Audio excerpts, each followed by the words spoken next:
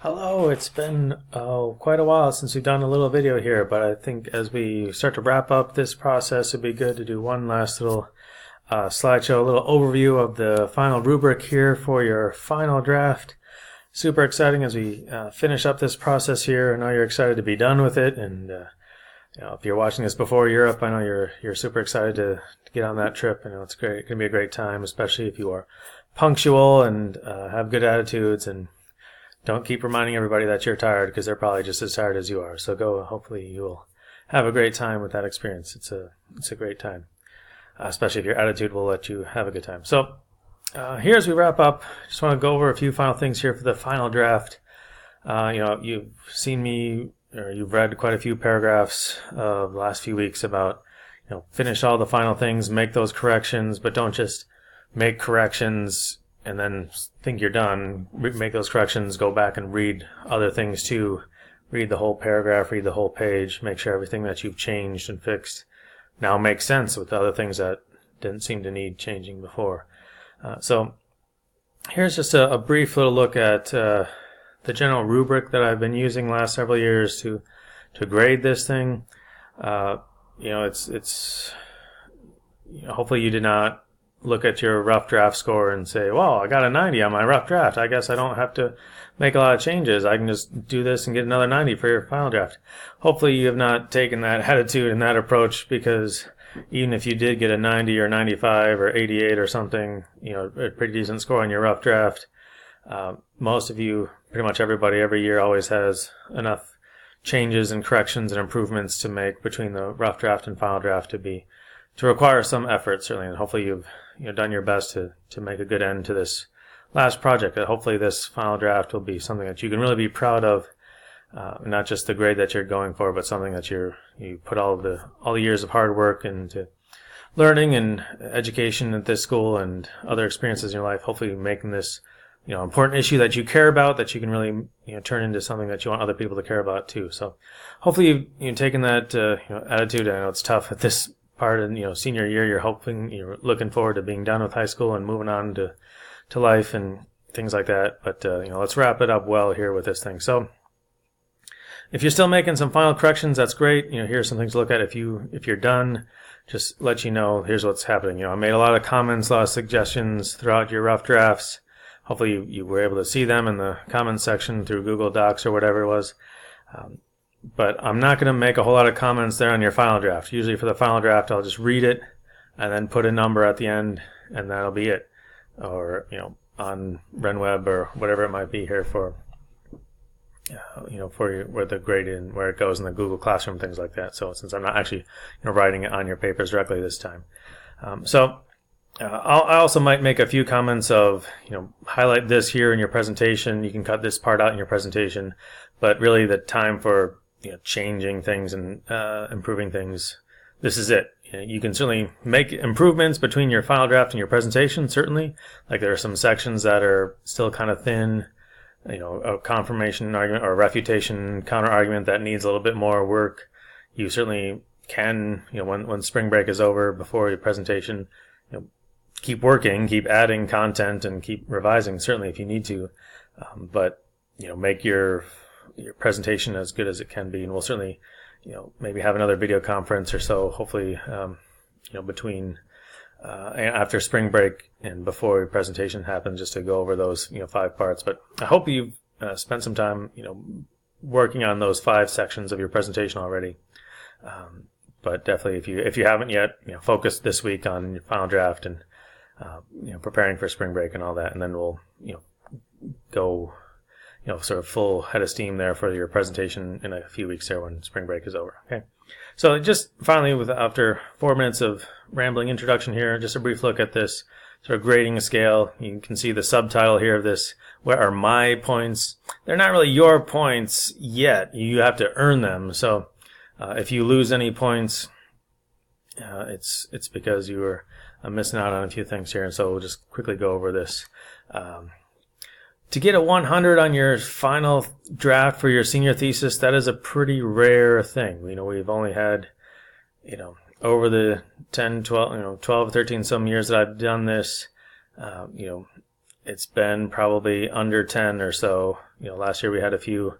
If you don't count, last year there was probably maybe 3 or 4 in over 10 years of final drafts that there were really perfect papers. There were, a few last year, but you remember last year's class. So to get a 100, it has to be pretty much perfect, and that includes commas, quotation marks, ITS instead of IT apostrophe S when you're using possessive its, things like that. Maybe one typographical error that happens a few times. If it's like one consistent error, like you have the author and a comma, then the page number in your citation when there should be no comma. But if you have that one extra comma 8 times in your paper, then if everything else is fantastic, everything else is thorough and well researched, and your ideas are well discussed and everything, then maybe we can overlook 1 or 2 little typos here and there to make it perfect. But so hopefully that's if that's your goal, to make it perfect, then you really have to make it perfect. I mean, this is a pretty important document. Yes, I know you're still just seniors in high school, but you are seniors in high school, and this is, if you're ready to graduate and move on to bigger, better things, to get a 100, you got to show that you can do a great job here.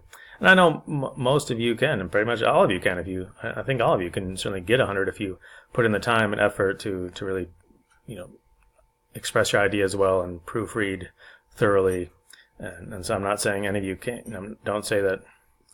Don't interpret that to mean that I don't think any of you are going to get it. You might.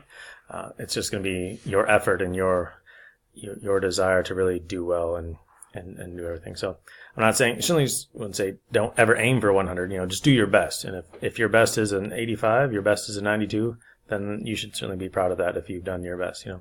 So, but 100 is possible, but it's just letting you know it's pretty rare, especially with MLA citations and works cited, getting all the formatting correct, getting everything, quoting your sources correctly, block quotations formatted correctly.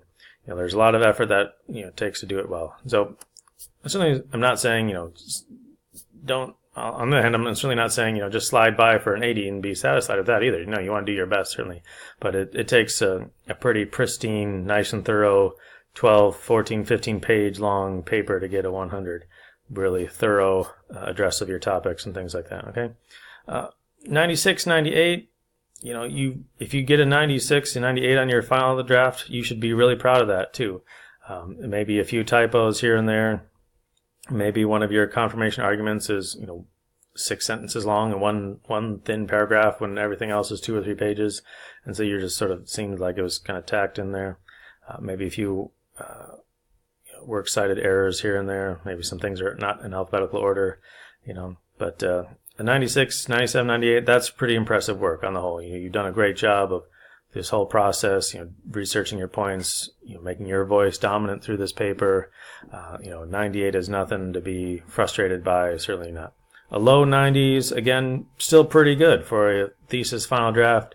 And 93, 95 for me is, you've definitely worked hard and earned that. Certainly, maybe if you, again, you can look at the sort of ideas here in this chart. Very impressive work. A lot of thorough address on some things. Maybe a few points here and there. Maybe your history was a little skimpy. Maybe. Maybe there was some work that you should have done in the rough draft that I said, hey, make this point a little bit thorough, and you decided, no, I don't have time for that. But you fix a lot of other things, so maybe that's 93. Maybe you've got a fair number of quotation errors or something like that, where it starts to get really noticeable. That could be this difference between a 98 and a 93 may just be you weren't very careful in the works cited, and you didn't want to do it in the MLA proper formatting. Could be 5 points here and there. May not seem like a big deal, but certainly I think there might be an area of pride and responsibility in trying to do your best there in that issue. So, but still, like I said, a 93 in your final draft, that's a pretty great thing to happen, especially since you only have 2 grades for this 4th quarter in thesis class. You got your final draft grade and then the judging score for your presentation. So, a 93 will be a very good score to have in that way. Low 90s, 90, 92, still pretty good. You get a 90 on your final draft, again, that's nothing to be ashamed of. Maybe there were a couple of points that were just pretty thin, maybe you had one really great 2-page long confirmation argument, but your other two were still 1 or 2 paragraphs. They were still pretty short. But on the whole, you did a good job surveying a lot of the work. Maybe a lot of errors here and there on the works cited or quotation marks here and there. But still, 90s. Anything 90 to 100 is going to be great. High 80s, still pretty good. You can again read through these on your own and sort of. These aren't the definitive list of here's why you got an 87, but here's probably some of the major reasons why. Still quite a few errors. Maybe you didn't proofread nearly as well as you should have. I know I went through your rough drafts and pretty much accepted all of my corrections for you this time to fix a lot of your punctuation and apostrophes and things like that. But maybe there's some things that you still should have changed that you didn't. Maybe just not enough content. A high B means you had some good ideas. You surveyed, good survey, but you weren't really as detailed and thorough as you should have been, probably. And that's sort of like the main difference between a B and an A, if you want to think about it in this way, is that a high B is great ideas, but you just didn't put enough time and effort into addressing these ideas thoroughly enough. Maybe your paper was just too short. That's why I've been trying to emphasize, 2-3 pages per idea, per argument, sufficient history, things like that, defining real terms in a real paragraph and not just a bulleted list and just pretend I got these definitions out of nowhere, things like that. Mid 80s, low 80s, probably there's some evidence of you did some good work. You put in some time, you did some research, you put some ideas out there. Maybe it's too much of other people's ideas, not enough of your ideas. It's just, low 80s is just, you didn't do enough good proofreading. And that may even still be pretty generous, depending on how rough your lack of proofreading is. You're getting an 83 on something that's full of, a bunch of errors and not enough content. That may still be generous, but certainly want to reward the effort. That if there's evidence of good effort, even if it's not enough, 83, 85. It's not still, again, nothing to be ashamed of. It's just that if you get an 85 in this paper, it's something that you probably already know. Hey, I didn't put enough time into doing it as well as I should have. For whatever reason. Okay. High 70s, 75 to above. Basically, 75, we rarely had anything below a 75. So, the only reason you'd ever really get below a 75 is if you're just missing an entire section. Like you didn't do the refutation, you didn't do a history, you didn't have a works cited page, and you just, here's 3 pages of, half of the work or a third of the work or something. Then obviously why you got such a low score. If you didn't even have all 6 parts, you didn't have your works cited page, you didn't have any research, even you think, well, my topic didn't need research, so I could, you did. It's a research paper, that's the nature of this task was, so high 70s, 75 to 80, you did an okay job, you did an average job, so you get an average grade, and that's, how averages work, really. You got some points there, but they're too brief. You're missing sections, maybe. Your partition didn't have the refutation counter arguments, like I've said. Your partition needs to have your confirmation arguments and the counter arguments in your refutation also. So make sure your partition has everything. Make sure your narration has your terms, your kairos, your history. Make sure your history is not, here's what happened in the Renaissance and here's what happened in 1927. That leads us today. You don't need 8 pages of history, but you need an adequate flow of the major events, the major ideas. Bring your audience up to speed to today. Here's why this issue is, important. Things like that. Okay. So you get below an 80, I think without me telling you why you got that already, okay? And a lot of it, as always, from my classes, it's your effort. If you're going to put in the time and the effort to do a great job, you give me the best that you can, you'll get a grade that most likely will reflect the effort, the time, the love, the care that you put into making this a great paper, okay? So if you're finishing up, do that. I know there's exciting things on the horizon, and this seems like kind of a stumbling block in your way, but take the time these last few days to do your best to make a great paper, something that you really be proud of, fix those errors, make it a nice cohesive paper, give it a good title, get their works cited in there, formatted correctly. I'm looking forward to reading them, get them in on time, and complete, and this will be a great end to this, and I'll look forward to seeing you again in a few weeks after spring break. All right, enjoy your trip. Finish up this rough draft well. See you soon.